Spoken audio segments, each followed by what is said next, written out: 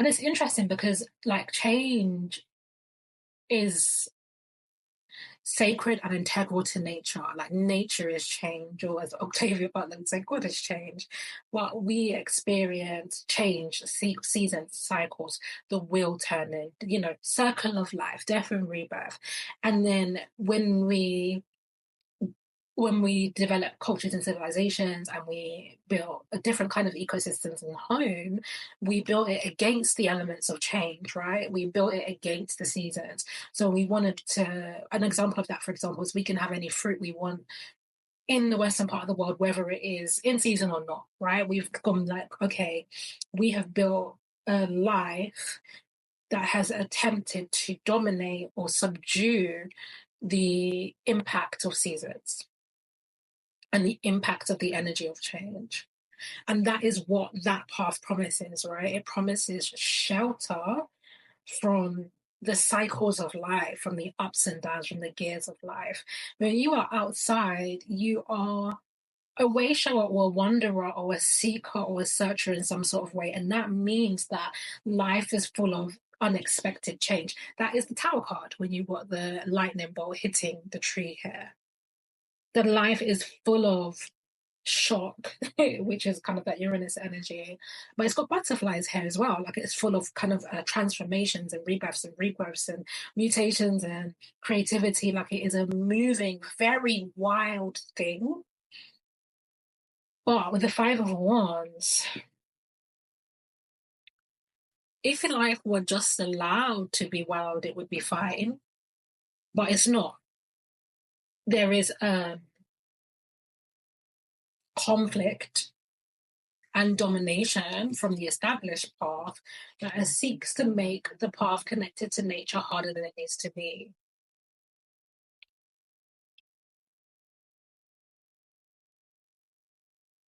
So it's not just that you experience, for example, storms, thunder, lightning, and rain. It's that the people and the organizations on the established path steal your umbrella. Do you know what I mean? Or they flood your home, or this is about continuous acts of sabotage to tempt you back to be under the jurisdiction and under the control of this particular kind of energy. And so the concept here then is that living in the wild unknown, living in connected to nature. So really, when I say connected to nature, we can use that as a metaphor for being living connected to the body again, having your feelings like turned on, having your clear senses, your clairaudience, your clairvoyance, your claircognizance, like all of your spiritual senses turned on, being politically engaged, understanding the physics of the world, like all of that stuff. To be engaged in life like that is kind of what I mean is like to be in nature, but it also makes you vulnerable because it means that you have a nervous system that can be fried. You have a nervous system that can be dysregulated because you feel. And you know how I've been talking about this desire that I've been having because I actually don't want to process those feelings. I want to create a separation from the wildness of what's inside, from my body, from nature. I actually want to shelter away from that. That is also the temptation or the route back into captivity, I'm going to call it, rather than enslavement, but it is the route back into captivity because it is how you negotiate back your senses down. You shut your senses down, you shut your feelings down, you shut your heart, your beliefs, your faith. You have to close it all down to not be so susceptible to the difficulty. So therefore, if living connected to the body is such a dysregulated, stressful, overwhelming, traumatizing, like if it is just a very, very Five of Wands difficult experience, then it's not safe enough. It's not to be sustainable.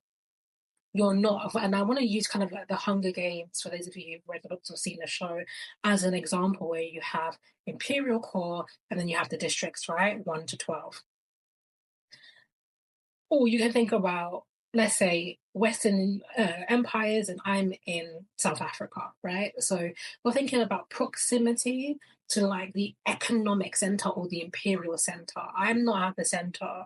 But some of you are living right smack bang in the center.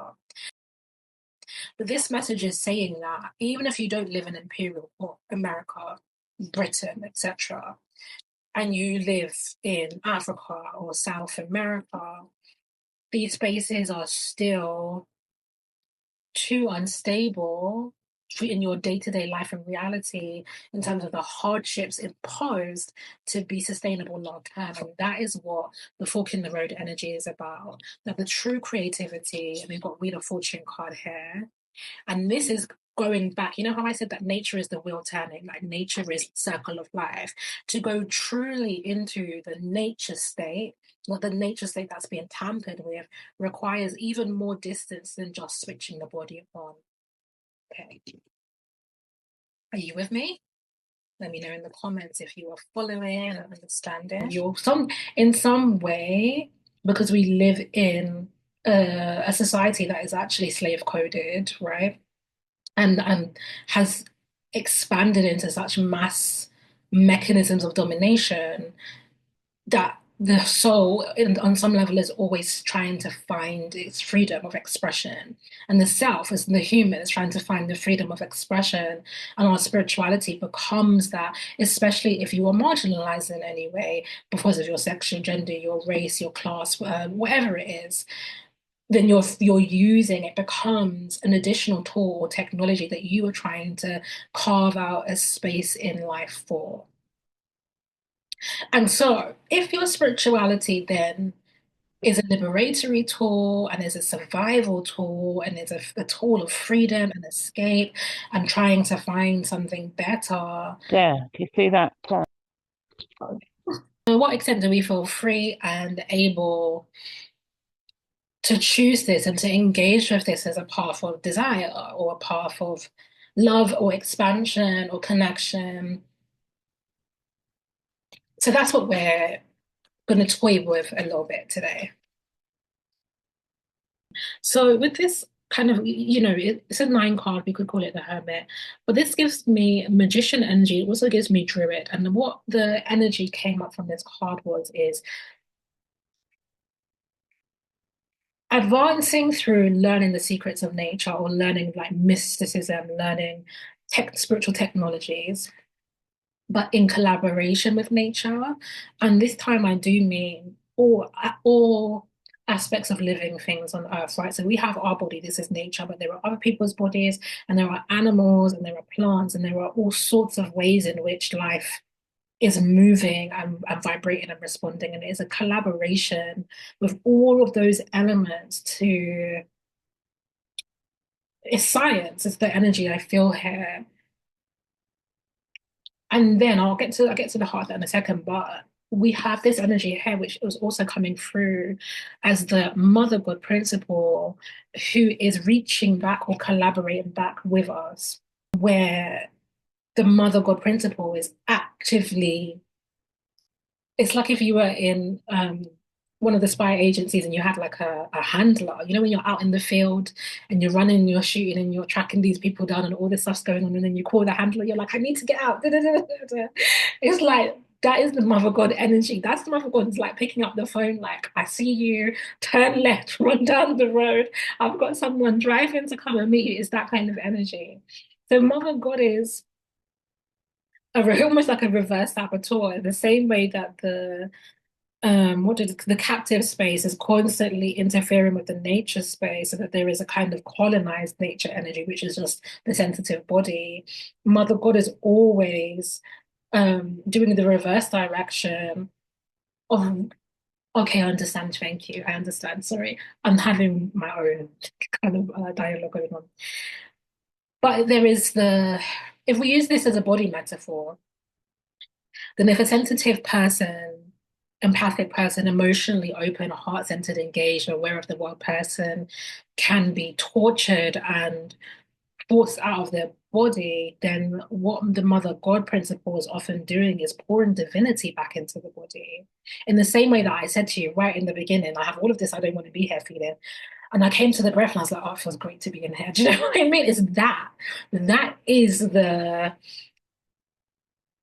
what's the word I'm looking for? It's the interplay where the Mother God is always pouring in and connecting and communicating and giving us sensual and sensory experiences to give us the true experience of nature, which can include sadness. And that was a thing that I earlier today was kind of talking to myself about, which was like wherever I'm feeling that I know that I'm low-key avoiding, I also know that it's important for me to let it in, to let it fully into the body. And I don't really want to open certain chambers of emotion because I'm trying to keep a certain level of my life experience the same. And we might refer to that as stable or secure. And then what they're showing me is that, and this is true, even more so because I have been going through an initiation of transformation this week. But they show me the energy of the snake and even the concept of the Kundalini and the way that very often you have to let the evolutionary process of energy go. Like you have to let the energy come up, spiral through, unwind, do what it will do. This is exactly the Wheel of Fortune energy, right? You can see those circles, you can see the wind and the storm, but her clearing that space, and you kind of have to let the energy flow.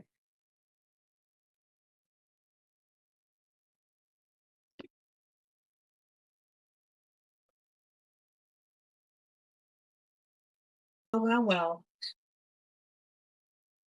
I asked why we need to let the energy flow, and I'll give you the answer in a second. But the other part of this science, magician, druid energy is this card here, which also speaks to our state as captives.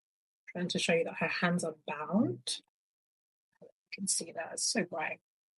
There you go. Her hands are bound here. And this is how we come. It's really interesting because you get the four card here, which is the fourth earth card, and it feels like this is how we come to Mother God. Okay, another Mother God energy coming in the form of the Council of this card is called as water. That kind of Pisces kind of vibe here. But this is how we come to the aspects of the divine, the maternal divine that exists in the fluid and feeling of space. And we come with that part of ourselves bound because we have had to civilize or culture ourselves with the full energy here to survive. And then we show up to Moa, welcome. But in this space of actually, I'm really bound. I don't know, I will feel safe or know how to connect with those parts of myself. And so the kinetic energy, like I talks about the fire, the anger for me, it may be a different kind of emotion for any of you, but you have to see that emotion as like a movement, an energy emotion. I mean, that sounds so cliche, but that's what it is. That it's like winding up a toy, a child's toy, and it goes. It's like it is born in the nature of this particular feeling is movement. It is going to move, and you or we are constricting it. We are preventing the movement by suppressing, blocking, avoiding, whatever it is. But if we remove that, its natural thing is to flow. Why do we need it? Why do we need to do that? It's because it knows the ways. Ace of Swords, Seven of Cups, and then the King of Swords afterwards. So what do I mean by that? It is critical information. I feel called to clear all these parts of it for music. It's critical information. It's like a blueprint because this is energy. And when we think about emotions and how we can interact with each other and how we make each other feel and we can inspire or anger each other and all of that level of like interpersonal interaction, think about that as energy that has moved and moved and moved and moved and moved and moved from one person to the next person to the next person. It has a sense of the world. And so when we allow the emotional data to move through us, it is also giving us a map. And that map tells us where we are in relation to where we want to be and where we've been.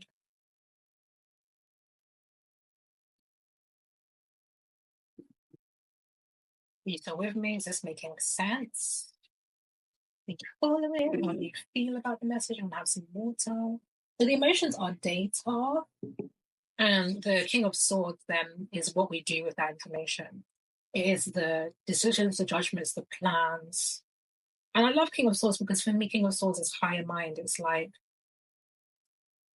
the most advanced scale of Mercury. I also like to associate it with the crown chakra, but it is, Aquarius is, I associate the King of Swords as a futuristic thinking, broad-minded thinking, big picture. So it means that we can create and craft some real big picture thinking about where our lives are going. So the question then, or one of the questions, shout out to me.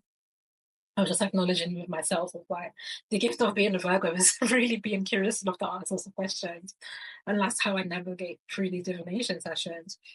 The question I feel is important. Well, while I was bigging myself up, I forgot. So let me try to remember.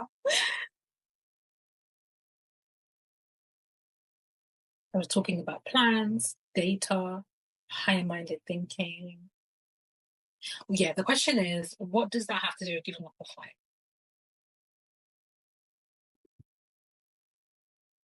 Because a part of me and us potentially that I was referring to is the part that I was saying is the part that is core in the colonized space of nature where the body is awake and alive and sensing, but life is really difficult. And so it is like, I can really feel that energy in my hands, that energy of I just can't push any further.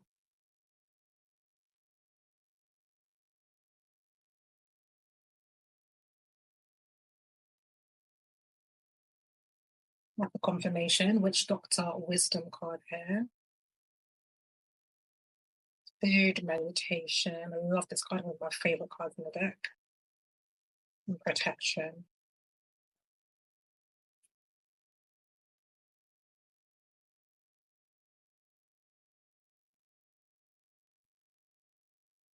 So one of the reasons I was saying earlier, like I get it, spirit, is that, I was saying how I was feeling today. I do need to go get that charger. How I was feeling today and, not just not feeling the vibe, and I'm used to feeling the vibe. I'm used to feeling super connected and I feel the intimacy and the presence of my ancestors and my spirit team, and I love living in that energy. I love being connected to it. And so the not feeling that zhush is like, it feels rough, and that's what I was talking about, in which the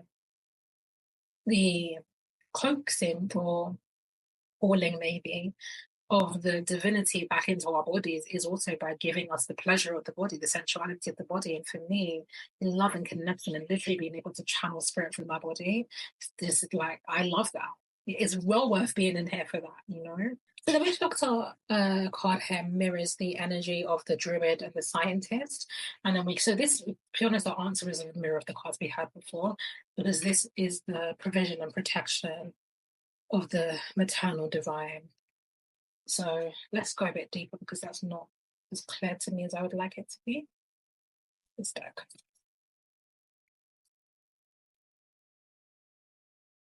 So basically, the witch doctor energy is about learning. I love this. You're so beautiful.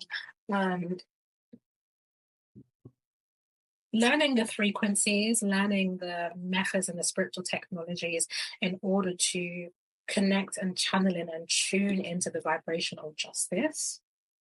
Justice being a Venusian principle, justice being what Mother God is attempting to bring into the world and to extend to us. And the Six of Cups here with the boats in the background is about the pickup spot or the support coming in. But ultimately, the learning process, right, the spiritual tools that we are developing are there to tune us in. You see those circles at the top of her head here? To tune us into the radio frequency that is Mother God. And then she shows up, Queen of Wands on the Star card, in a supported function with every intention to feed and fulfill. And any questions about this and how it relates to your lives? you want to put in the chat that I could ask. And while I wait to see if you have any questions, to summarize that energy, then giving up the fight means choosing other tools, which is actually making me think of the Wheel of Time and the Way of Belief, who are a pacifist group, which I found confusing, but I think makes sense to me in this context, which is choosing, and to be honest, you know what else it is? It is an act of surrender that is not an act of giving up, because when I say giving up the fight, we can look at it like if you were a warrior or a soldier of some kind and you lay your axe or your sword or your gun down and you're like, okay, I can't go on like this. But again, the pacifist path in this metaphor I'm using would be the equivalent of I'm going to use a different tool. I'm going to use spiritual tools and technologies, which is not to say I'm just going to lay down here and die. But the thing is, and I'm thinking about pacifist groups, it does make you vulnerable to death. It does mean that someone who does hold the weapon could come up to you and take you out of the game. And there's, that makes it as high stakes as giving up. But it's a true and deep surrender because it means that your survival, therefore, is dependent on something other than yourself. And the survival of your life, your way of life, your family, your desires, whatever it is that for you drives you to keep going in life, for most of you is just you. You're relying on yourself, you're calling on your own resources, and that is causing you to be tired or to feel bad out or to feel like I can't keep going. So giving up the fight and this surrender through spiritual practice says something bigger than me has to intervene and hold me. And that's really hard to do if you don't have the belief or life experience that is true. So in the chat, you can see I'm asking for a little engagement today. Or you can unmute if you would prefer, those of you don't want to type. Let me know whether you do feel you are able to access that sense of faith or belief or life experience. There's something bigger than you. You can surrender to it and know that you'll be okay. You can give up the fight to this bigger force. And you may feel it and not, you may believe it and not feel it, or feel it and maybe conflicting things, but I'm very interested to know how you experience it. I understand. So in the chat said, I feel at this point I don't have a choice, but I don't necessarily have the tools to do anything either. And when you say you don't have the tools to do anything, do you mean tools to do anything about what the challenges in your life are? Or is it tools to do the spiritual things?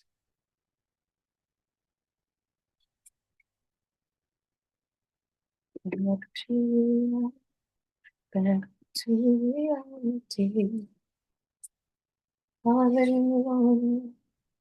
However do you need it?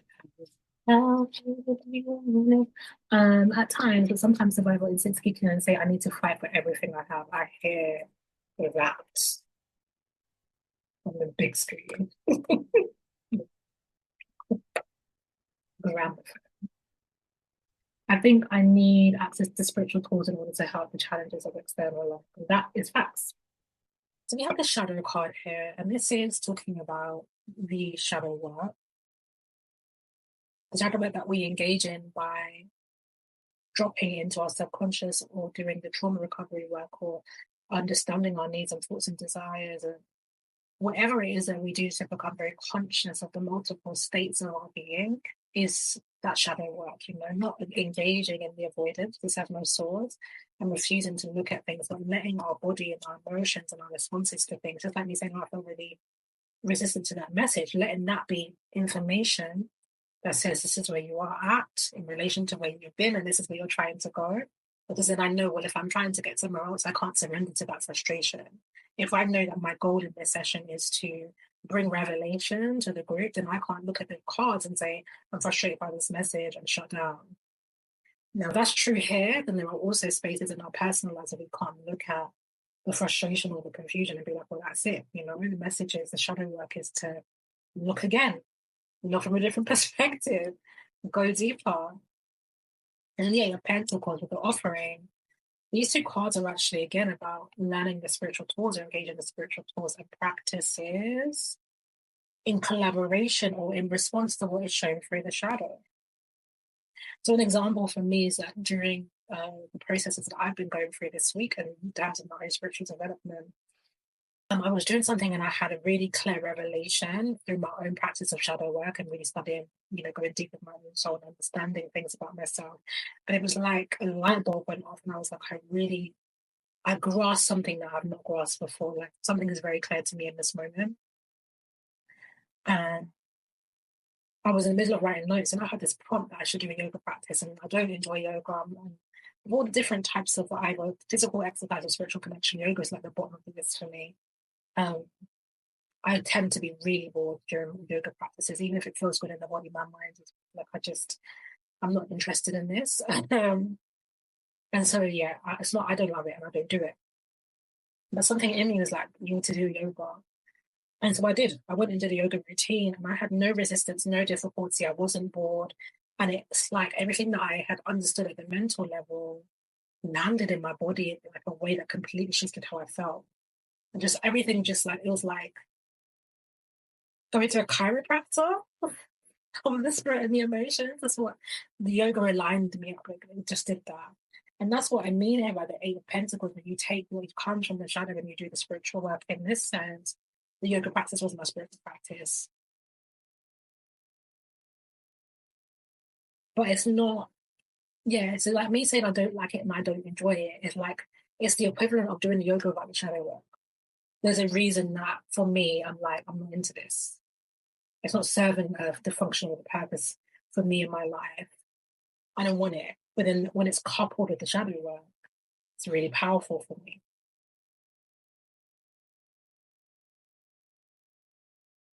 And the message is really about the curiosity over avoidance and following the tracks and the path, you know, following the lead of your feelings and your emotions.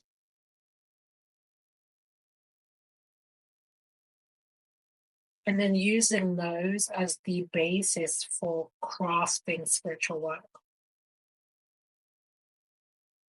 spiritual techniques, routines, rituals, and practices. And what I will say to you is,